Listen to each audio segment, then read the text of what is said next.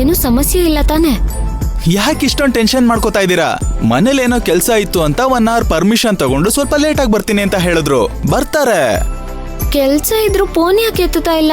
ನೀವು ಟೆನ್ಷನ್ ಮಾಡ್ಕೊಳ್ತಾ ಇರೋದ್ ನೋಡ್ತಾ ಇದ್ರೆ ಏನೋ ಸಮಸ್ಯೆ ಆಗಿರೋ ತರ ಮಾತಾಡ್ತಾ ಇದ್ದೀರಾ. ನನ್ ಮೇಲೆ ನಂಬಿಕೆ ಇಲ್ವಾ?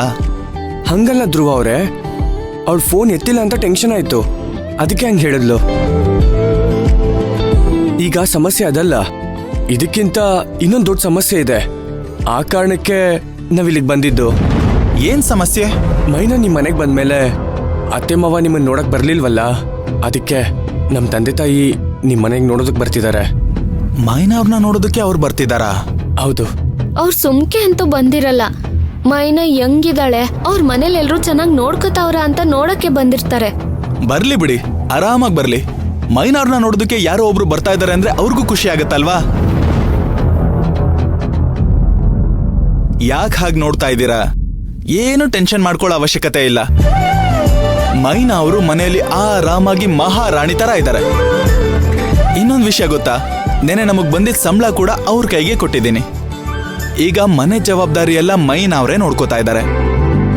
ಆದ್ರೂ ಧ್ರುವ, ಗೊತ್ತಾಯ್ತು, ನಮ್ಮಮ್ಮ ಹೇಗಿದಕ್ಕೆಲ್ಲ ಒಪ್ಕೊಂಡ್ರು ಅಂತ ತಾನೆ. ಈಗ ಅದ್ರ ಬಗ್ಗೆನೇ ಮಾತಾಡ್ತಾ ಇದ್ದೆ ಒಳಗಡೆ.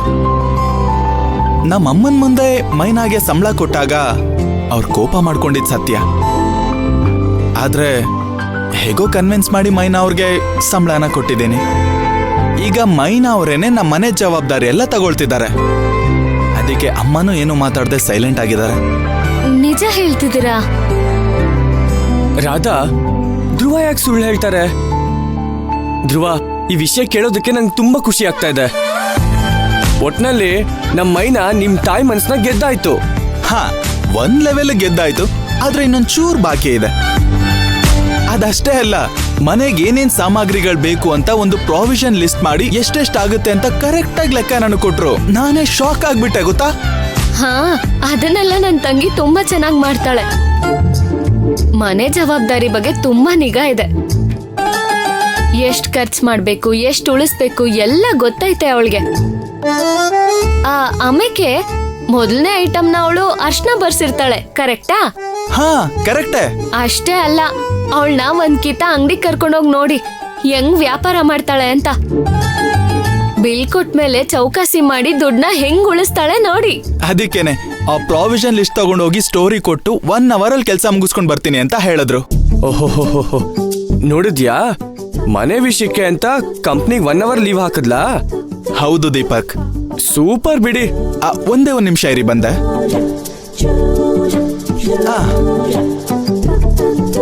ತಗೊಳ್ಳಿ. ಇದೇನಿದು? ನಿನ್ನೆ ರಾತ್ರಿ ಮೈನಾ ಅವರು ಅವ್ರ ಅಪ್ಪನ ಹತ್ರ ದುಡ್ಡು ಕೊಡೋ ವಿಚಾರವಾಗಿ ಮಾತಾಡಿದ್ರಂತಲ್ಲ, ಆಗ ನೀವು ದುಡ್ಡು ಹಾಕಿದ್ರಿ ಅಂತ ಅನ್ಸತ್ತೆ. ಅದಕ್ಕೆ ಆ ದುಡ್ಡು ತಗೊಳ್ಳಿ.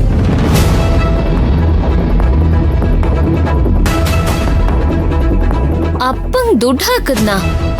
ನಾನ್ ಯಾವ ದುಡ್ಡು ಹಾಕಿಲ್ವಲ್ಲ.